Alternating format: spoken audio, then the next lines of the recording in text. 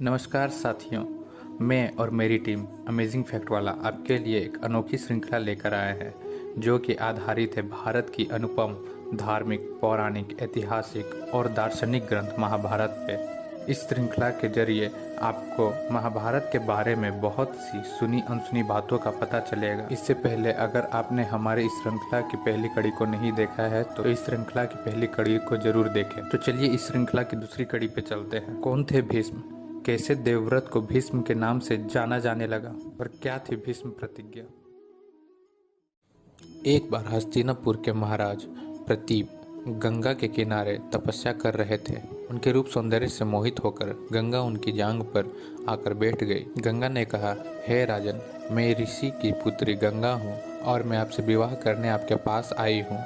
इस पर महाराज प्रतीप बोले, गंगा, तुम मेरी दाहिनी जंघा पर बैठी हो, पत्नी को तो वामांगी होना चाहिए। दाहिनी जंघा तो पुत्र का प्रतीक है, अतः मैं तुम्हें अपनी पुत्र वधू के रूप में स्वीकार करता हूँ। यह सुनकर गंगा वहाँ से चली गई। अब महाराज प्रतीप ने पुत्र प्राप्ति के लिए घोर तप करना आरंभ कर दिया। उनके तप के फलस्वरूप उन्हें पुत्र की प्राप्ति हुई, जिसका नाम उन्होंने शांतनु रखा।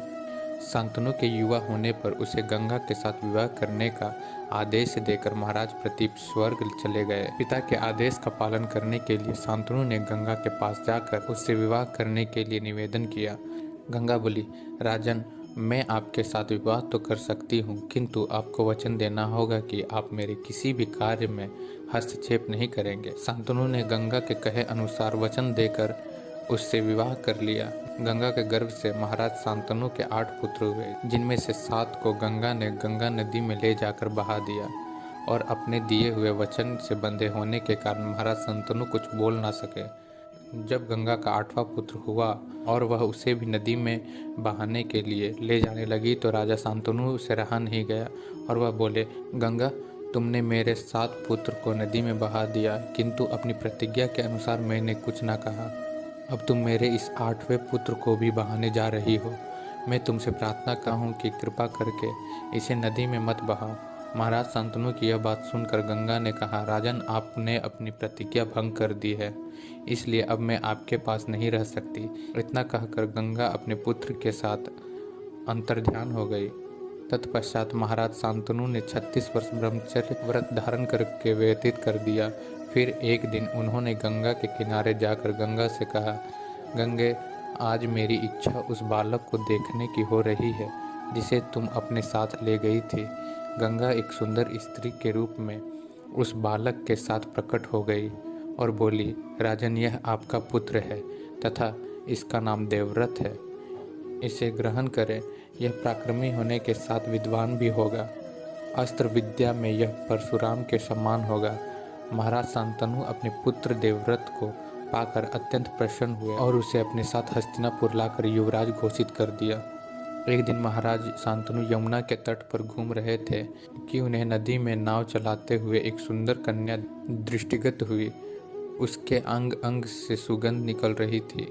महाराज ने उस कन्या से पूछा, हे देवी, तुम कौन हो? कन्या ने बताया, महाराज, मेरा नाम सत्यवती है और मैं निषाद कन्या हूँ।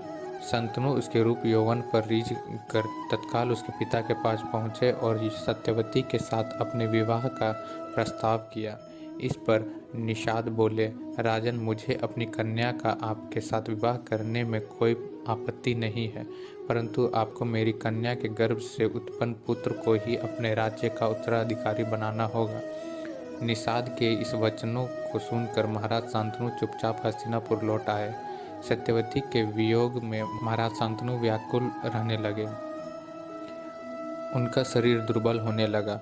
महाराज के इस दशा को देखकर देवव्रत को बड़ी चिंता हुई। जब उन्हें मंत्रियों के द्वारा पिता की इस प्रकार की दशा होने का कारण ज्ञात हुआ तो वह तत्काल समस्त मंत्रियों के साथ निषाद के घर पहुँचे और उन्होंने निषाद से कहा, हे निषाद, आप सहर्ष अपनी पुत्री सत्यवती का विवाह मेरे पिता शांतनु के साथ कर दें। मैं आपको वचन देता हूँ कि आपके पुत्री के गर्भ से जो भी बालक जन्म लेगा वही राज्य का उत्तराधिकारी होगा। कालांतर में मेरी कोई संतान आपकी पुत्री के संतान का अधिकार छीन न पाए, इस कारण से मैं प्रतिज्ञा करता हूँ कि मैं आजन्म अविवाहित रहूँगा। देवव्रत की इस प्रतिज्ञा को सुनकर निषाद ने हाथ जोड़कर कहा, हे देवव्रत, आपकी यह प्रतिज्ञा अभूतपूर्व है। इतना कहकर निषाद ने तत्काल अपनी पुत्री सत्यवती को देवव्रत तथा उनके मंत्रियों के साथ हस्तिनापुर भेज दिया। देवव्रत ने अपनी माता सत्यवती को लेकर अपने पिता शांतनु को सौंप दिया। पिता ने प्रसन्न होकर पुत्र से कहा, वत्स, तूने पितृभक्ति के वशीभूत होकर ऐसी प्रतिज्ञा की है जैसी आज तक किसी ने ना की होगी और ना ही भविष्य में करेगा। मैं तुझे वरदान देता हूँ कि तेरी मृत्यु तेरी इच्छा से ही होगी। तेरी इस प्रकार की प्रतिज्ञा करने के कारण तू भीष्म कहलाएगा और तेरी प्रतिज्ञा भीष्म प्रतिज्ञा के नाम से सदैव प्रख्यात रहेगी। धन्यवाद दोस्तों, ये वीडियो यहीं पर समाप्त होती है।